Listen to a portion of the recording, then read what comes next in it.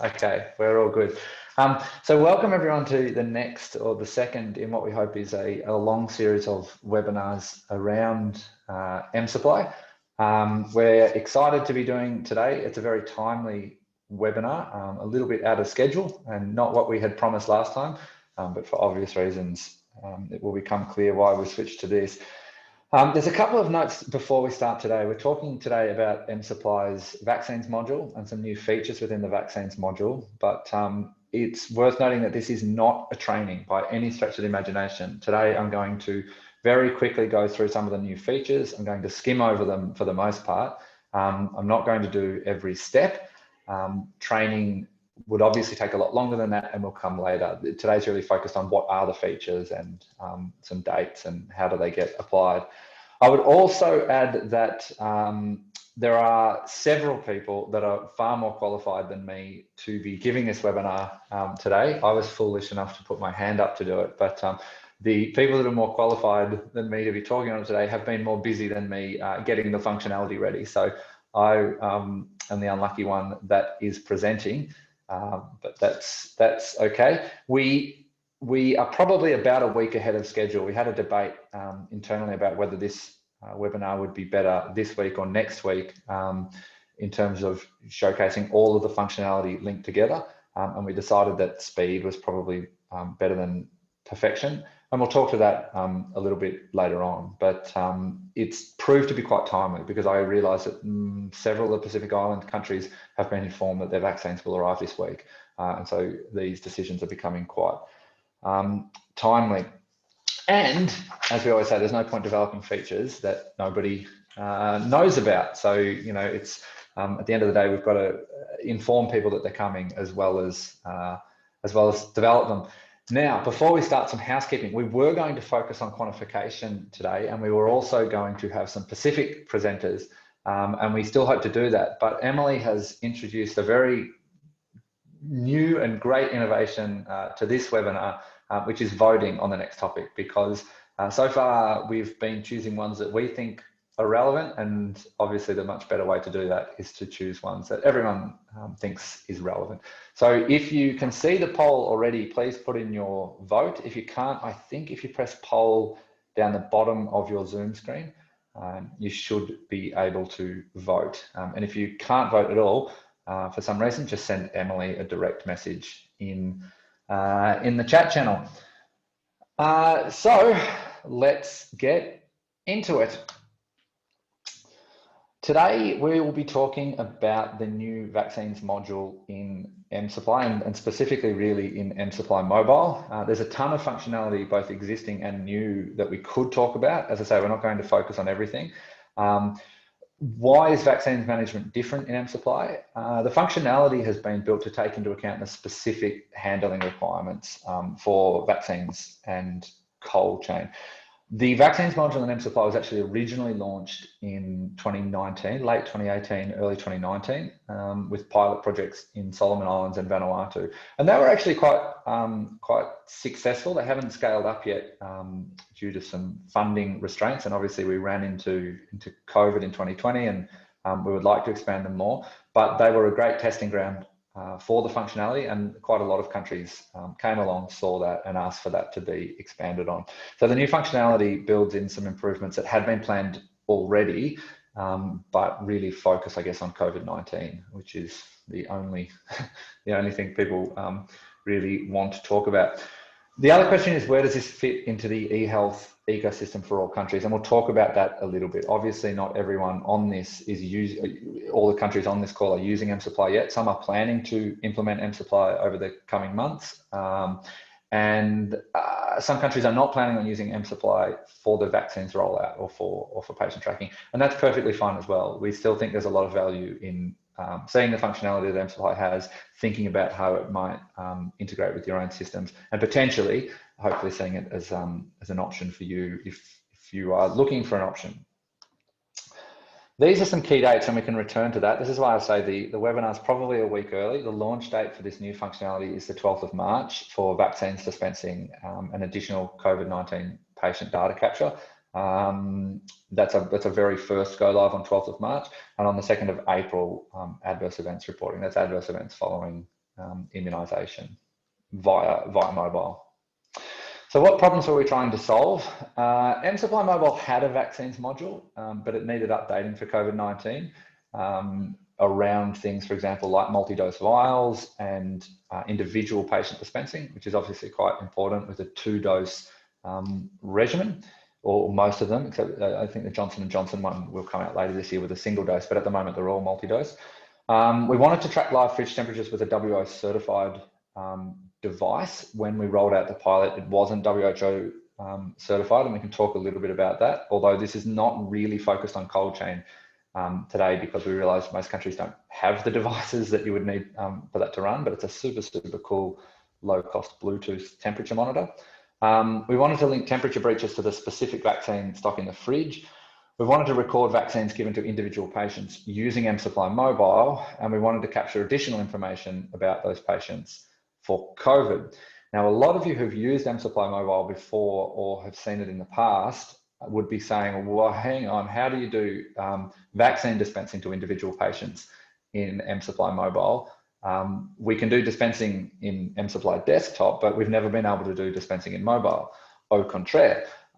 In fact, I just think that there's no current Pacific Island countries that are doing individual patient dispensing in mSupply Mobile, but I'm going to get my dates wrong and be pulled up. Something like 2019, 2020, individual patient dispensing went live in mSupply Mobile and is expanding. So whilst it hasn't been rolled out anywhere in the Pacific, the functionality is there, and that's what has been built on for this project.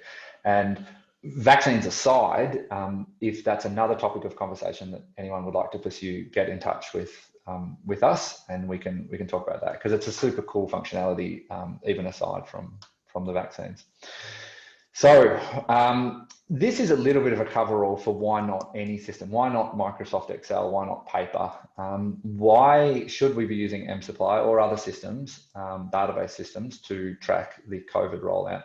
And there's a few reasons for that. We know some countries have considered Microsoft Excel, and if you were planning on vaccinating 500 or 1,000 people, it would probably work perfectly fine for the purposes that you need. But there are problems with using it. And one of the reasons that I guess countries have considered it is that they see this as a time limited thing, that once this campaign is finished, it's done, and really they just need a temporary tool. We would probably see it differently. There's a lot of evidence to suggest that the COVID vaccination campaign is going to become a seasonal vaccine. And even if not, the rollout for countries is likely to take multiple years. And that's true everywhere. That's not just a Pacific Islands problem.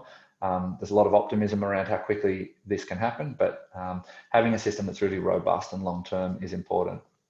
But there's other advantages. So you get versioning problems with Microsoft Excel. Once you start sharing that document around, it's very, very difficult to keep people up to date with the version that they're looking at.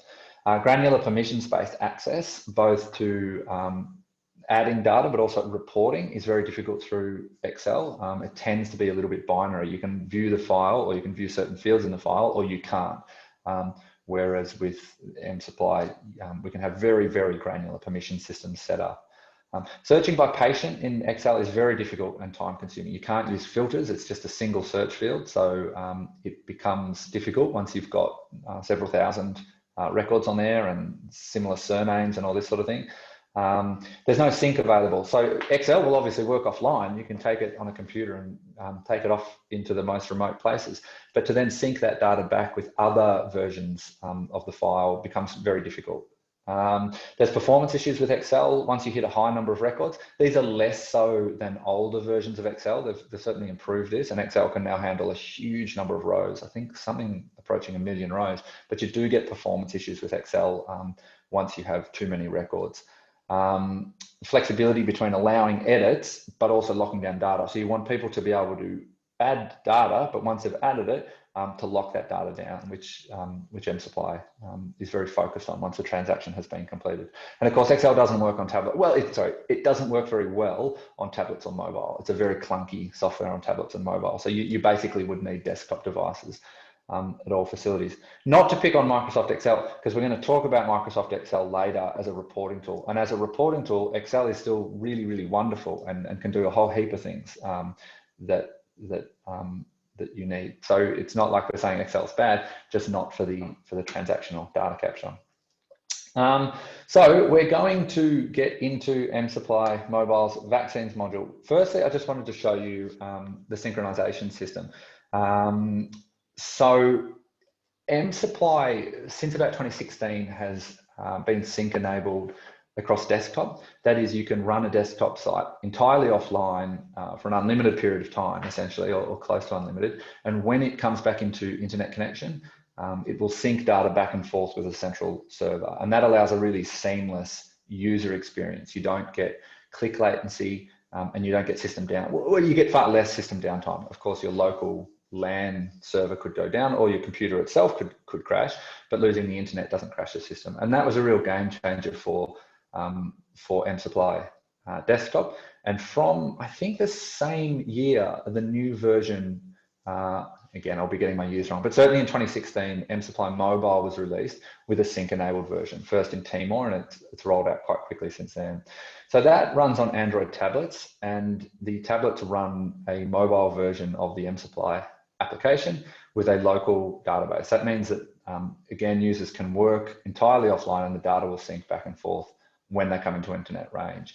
Now, it's good if you can come into internet range every day or even consistently so that the records that you're looking at really are getting updated in real time. But for most clinics, that's really not necessary. Even outreach teams, you don't need to be in sync every 10 minutes. If you come into sync at the end of the day, even at the end of the week, you still get a perfectly good experience. You're still doing data capture whilst marrying those records up to the central level. And that's how mSupply works. So you can take it out into the most remote outreach vaccination sites, and it will still work. So that's what we'll be looking at today, the Android tablets which are running mSupply Mobile.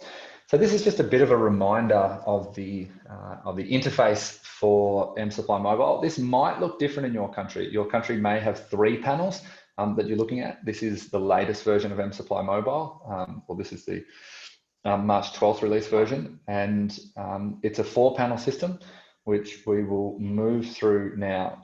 Now, I can't stress enough, this is not intended to be a training session. There's quite a lot to mSupply Mobile, and we typically say that it takes about a day to teach someone.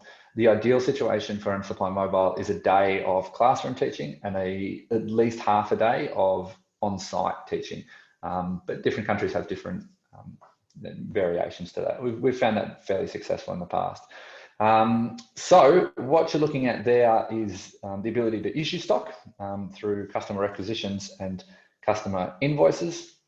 You can order stock from known suppliers or external suppliers directly. You can manage your stock, so you go and look at current stock, or you can do a stock take.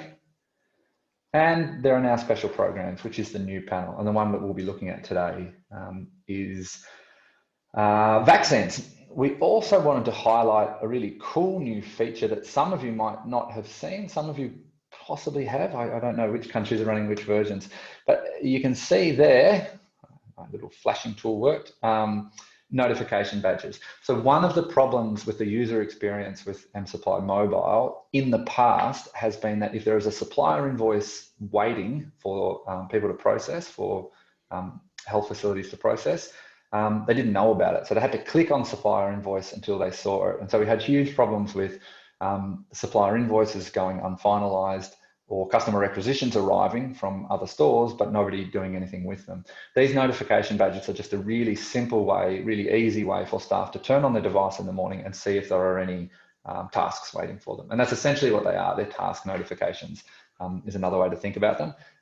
You can see that there's one supplier invoice that I need to go in and finalize if the stock has arrived. There's also 2 customer requisitions that I need to go in and process. And it's just a really eye-catching way of knowing whether you've got to do that.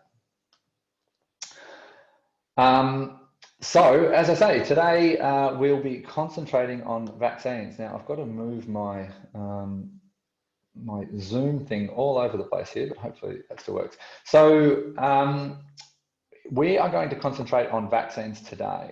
So if I click on vaccines, I can see the sensors that we've got set up in this facility for cold chain functionality. Now there's no stock integration features available here. We're going to go back to the main menu to do things like customer invoices and supplier invoices and dispensing.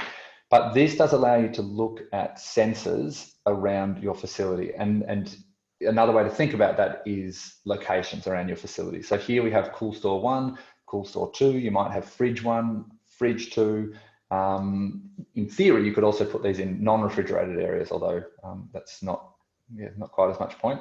But if we click on one of them, that will bring up a temperature graph from that sensor showing breaches, both too hot and too cold. And as you can see, this fridge is a very poorly performing fridge, so I would not be using the stock in that.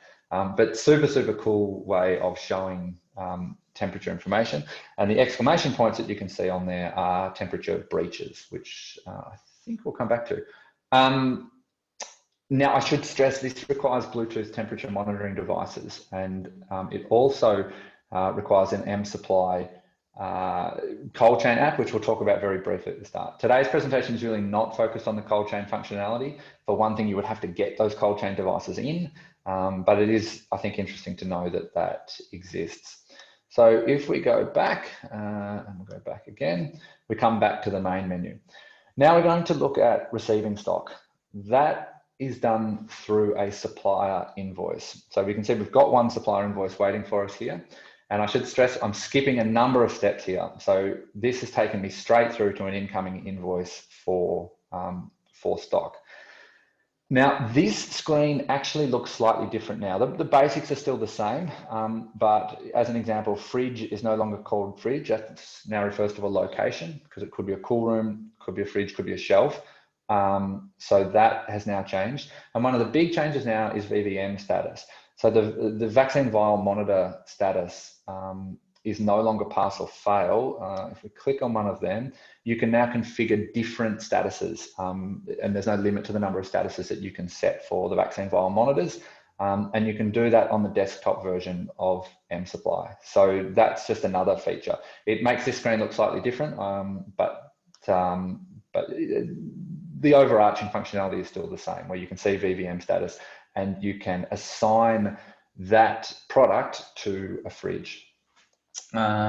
Just make sure I've gone through all of that. Okay.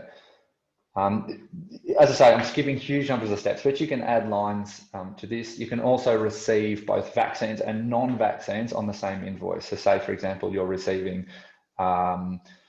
alcohol swabs or syringes or other stuff around the vaccines program, or you could just receive other stock as part of that order, depending on how your ordering schedule is set up. Items that are vaccines are tagged as vaccines throughout the country. So there's a configuration step where you can tag an item as a vaccine, and if it's been tagged as a vaccine, it will give you these extra options for managing it. If we come back to the main screen, we're now going to issue stock to a customer.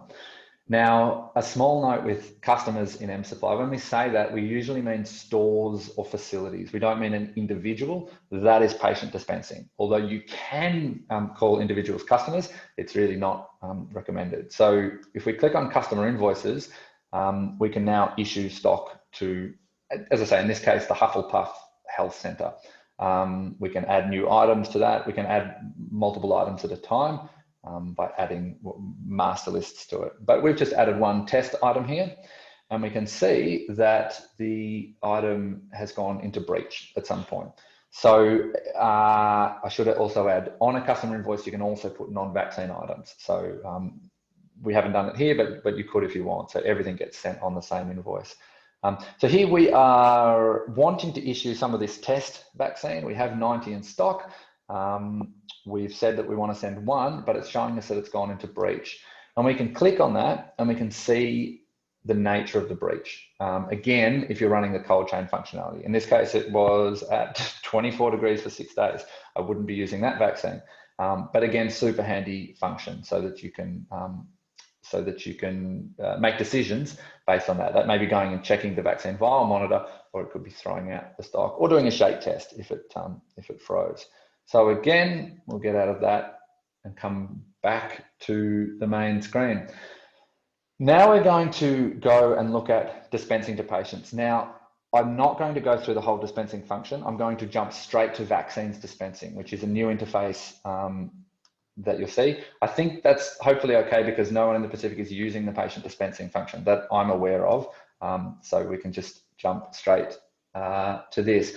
So here you can see the ability to search for patients using the filters on the left. It says policy number. I think that's taken from Cote d'Ivoire or something. That could also be health number or national ID or whatever the case may be, just an identifier for the patient. You can use first name, last name, and date of birth to check. So you can see here, even just putting in W as the last name, that's beginning to filter down the last names containing the letter W. And I think we're going to choose Fred Weasley here. Okay, so that brings up Fred Weasley. You can also create patients on mobile. Now, I don't have the screens for that, but if you're out in the field, you can create patients on the fly.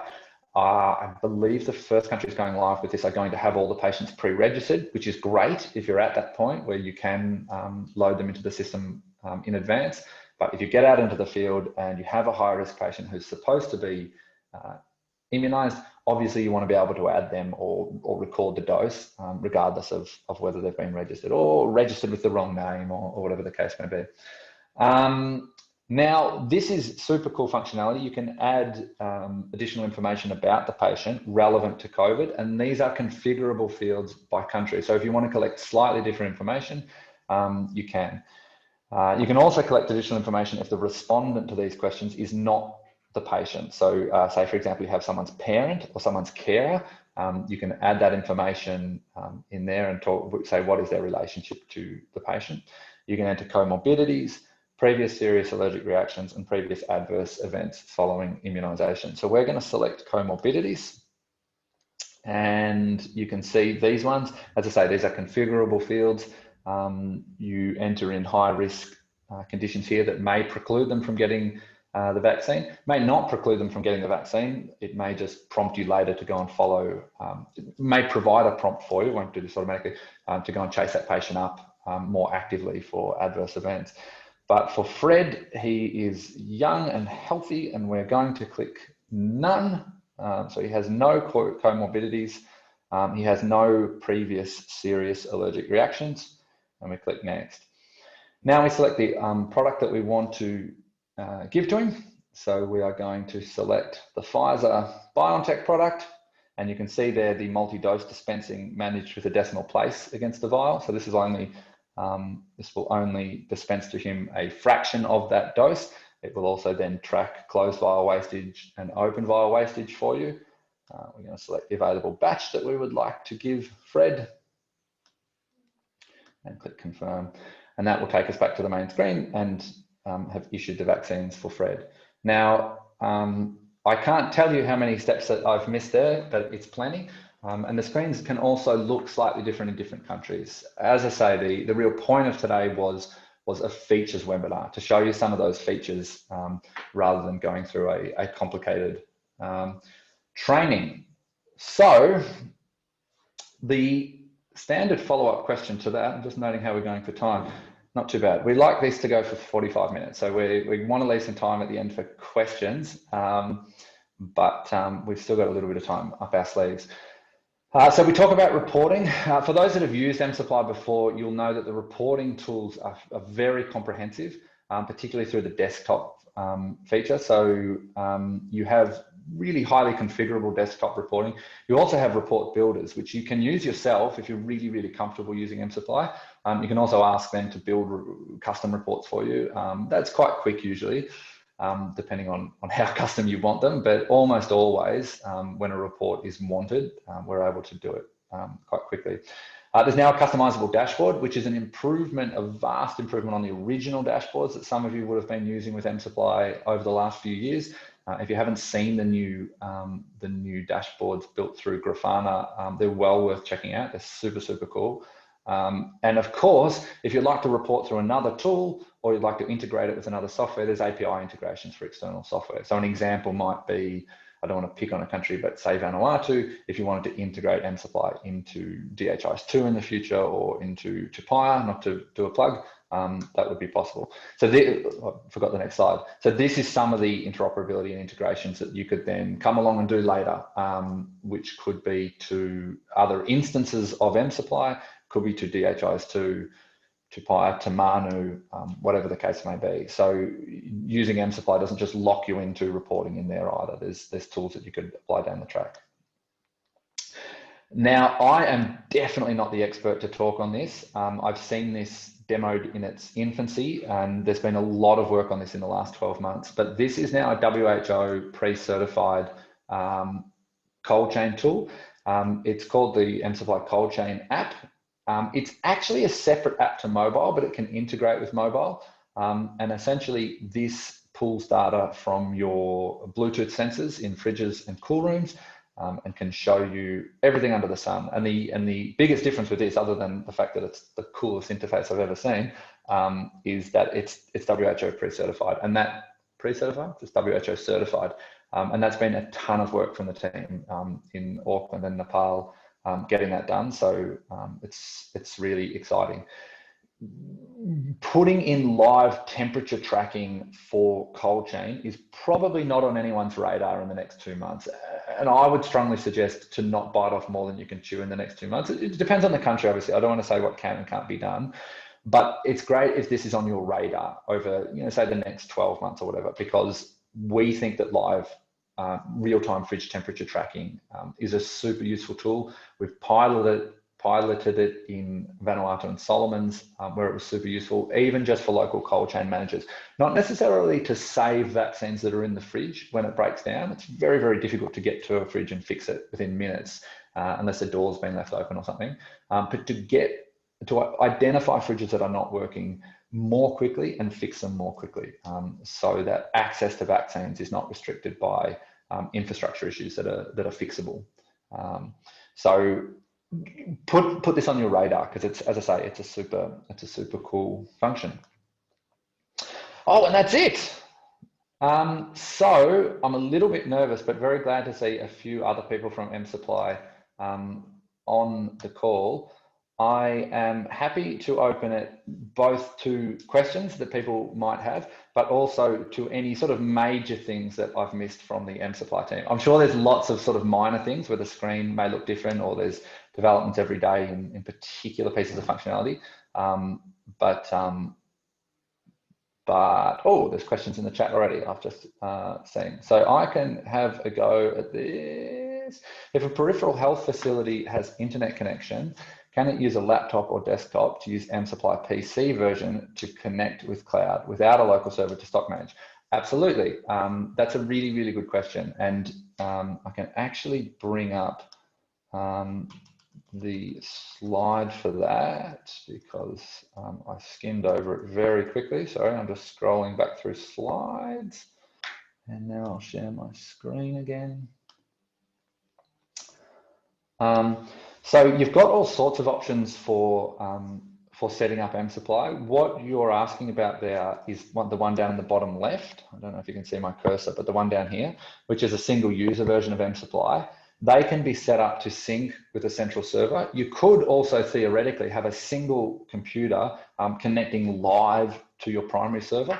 Not many countries would do that, but quite a few places have done it effectively, and it would work perfectly well. You can also run that through your browser using kind of like a remote login system, so that you're looking at the live server in real time.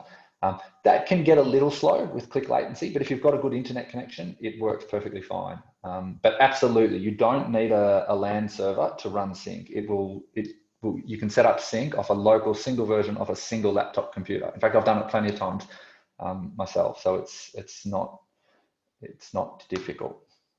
And the second question is: the dispensary button also for recording all other antigens vaccine information recording in addition to COVID-19 vaccination? Because mSupply is an LMIS platform. If yes, how to mitigate conflict of using other health management information system? That's a really good question. Where is the intersection between mSupply, which is a logistics management system, and other HIS systems or EMR systems? And the answer is it's going to depend enormously on each country. mSupply has always had patient dispensing. This is not a new thing for mSupply. It's just new that it's happening in mSupply Mobile. So there's always been an intersection between the patient dispensing, which is done predominantly through mSupply, because it then allows you to track the commodity and the transactions of each commodity going out, versus both electronic medical records for individual patients and data warehouses. So, your DHIS2s or your MS1s up in Kiribati, which are collecting aggregate information typically. It's going to look different in every country, but what we would suggest is that countries work towards integration of their e-health ecosystem, and these features in mSupply enormously help that integration, if that's a path that countries want to go down. By tracking the dispensing in mSupply and tracking additional things like adverse events, for example, or comorbidities, it makes it much easier to integrate with an electronic medical record system or a more comprehensive electronic immunization record system. Should you use mSupply as the be-all and end-all for your vaccination program, for routine catch-up, campaign vaccines, and have that as your sole system? Different people would have different opinions on this. I would argue probably not in the long term, but you could. And more importantly, the ability to track individual dispensing to patients in mSupply makes integration with other software much easier. For a whole range of reasons. But it's, as I say, it's different for each country, and we envision a future where the e-health ecosystem in each country is fully integrated, so that these questions become slightly less relevant. You're not jumping from one software to another to do different tasks. What are the differences between the vaccination modules in Tamanu and mSupply? Yeah, so that's another really good question. So Tamanu, now it's going to sound like I'm spruiking Tamanu, but Tamanu is sort of designed to scale up to a complete electronic medical record system. So the immunization module in Tamanu is just a single module that provides the building blocks for scale up to a complete electronic immunization record, or a complete electronic medical record with inpatient management, with patient referrals, NCD screening, vertical programs, all the sorts of things that you would expect in an AMR. When I say that it makes integration easier, it's a perfect example though, because the plan with mSupply and Tamanu is to completely integrate them, including in dispensing, so that you could dispense to a patient and that record would appear across both systems, and that allows you to track the commodity that's gone out in mSupply. Tamanu has no commodity management whatsoever, so you can prescribe a medicine to a patient, but that's very different to actually managing the movement of that commodity. In the future, the plan is that the systems will be completely integrated, so that it'll be a lot more seamless for the users. You'll be able to do, for example, outpatient dispensing in mSupply, and that record will be captured in Tamanu. You'll be able to prescribe in Tamanu, and that prescription record will appear in mSupply so that it can be dispensed to the patient, if that makes sense. Yeah. The other thing, of course, is the timing. If you are not running mSupply at all yet in the country, it would be difficult to get the vaccines module working quickly enough to potentially roll out in the next couple of weeks. So it's going to be horses for courses. Different countries can use different systems, but yeah, I don't know if that's a really long-winded way to answer a really simple question. Are adverse events following immunizations recorded in mSupply Mobile? Not yet, but by early April or mid-April, they will be. So that was part of the timeline we captured at the start. You'll be able to attach adverse events to patients. And we have outer island clinics with very limited internet access. Would this still be used in these areas? We have implemented mSupply Mobile in some extremely remote areas. I personally implemented it on Aotearoa Island, which is off Dili, and they at that clinic had no internet whatsoever. The nurse had to climb up a hill beside the clinic each Sunday, and was one of the more diligent staff for doing that. So she would walk up the hill, have a cup of tea, and all the data would sync back and forth once a week, and that would take about 10 minutes.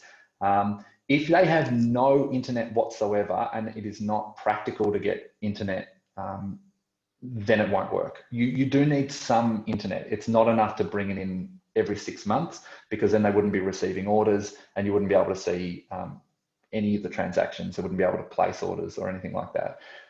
So there is a limit, but in some extremely remote settings with only very intermittent internet, mSupply Mobile will work. And mSupply Mobile's really provided the model for the same thing in Tamanu, to go back to Phil's question.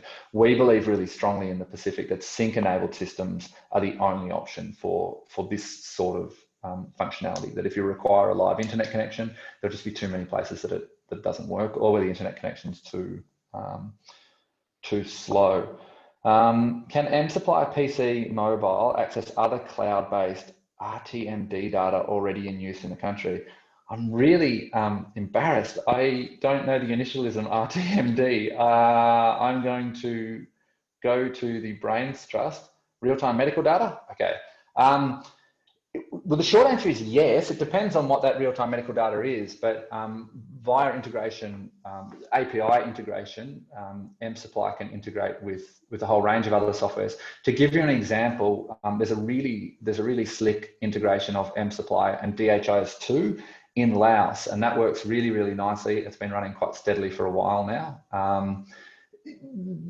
To be fair, the DHIS2 instance in Laos isn't capturing real-time data, but it's capturing a lot of reporting data from health facilities, and the two systems are integrated. Oh, remote temp monitoring device. Sorry, that's embarrassing. Can it capture that? Look, I'm probably not the best person to answer it. Everything is possible, but that would take some time to do. So if there was a remote temperature monitoring device that a country was using and had been widely rolled out, or was integrated with the fridges, I would say the short answer is yes, it's possible, but you would have to know, or we would have to know a lot more about the specifics of where that data resides, whether it has a well-documented API, and whether that API is publicly accessible, as in can be interfaced with. And the follow-up would be, well, in what period of time could we do that? And I don't know. But there's an answer from Mark Glover. Yeah, yes, technically possible, but Berlinger generally won't allow it. Oh, there you go. So yeah, look, as I say, it really, most often when you look at it, comes down to, is there an API that we can access, and is that API properly documented? And if both the answers are yes to that, and the company or the provider or the country gives mSupply access to the data, it's possible. Yeah. I feel like I've been talking for ages, but we've got 3 minutes left. Yeah, are there any other questions, or a question that I would place to the far more qualified people than me on the call? Is there anything that I've sort of fundamentally missed? We are recording the meeting today, and we'll share it. So if there's anything that you feel requires saying, then please say it. And to answer that final question, of course, we'll share the presentation immediately after this. Emily can share that with everybody that registered for this Zoom call, and please feel free to share it. We'll also share the link to the presentation itself, and we'll yeah, hopefully get that as widely disseminated as possible. Anything I've missed? Widespread silence. I guess the take-home message from all of this in the final 60 or 90 seconds is that the functionality is really great. It's horses for courses. No one is expecting that every country in the Pacific is in a position to implement this immediately, or needs to implement it immediately. But for the countries where this could be useful, and the main countries I would have in mind would be countries like Tonga, who are implementing it, Vanuatu, Solomon Islands. Those are probably three of the big ones where they are using mSupply.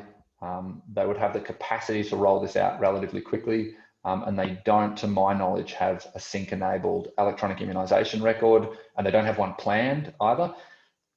This is your option, and I would really strongly advocate for it.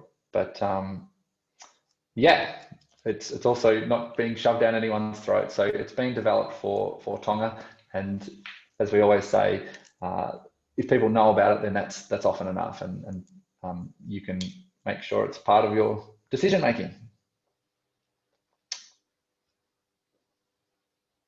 Okay, I'm going to take silence as consent to stop, and we'll share it around with everyone. If you've got any follow-up questions, please feel free to get in contact with me or Emily, but also the other DTAC members. So you can see Rowena and Richard in particular. We'll get back to you very quickly. Mark and Craig, I can see, are also on the call from mSupply. And you can always hit up support@msupply.org.nz for general queries. Thanks, everyone. We'll see you next month. Oh, do we have an outcome from the poll, Emily? I can see. Oh, it's very close. It looks like quantification versus reports. So quantification might just get over the line, and maybe reports the month after. So thanks, everyone, for that. See you next time.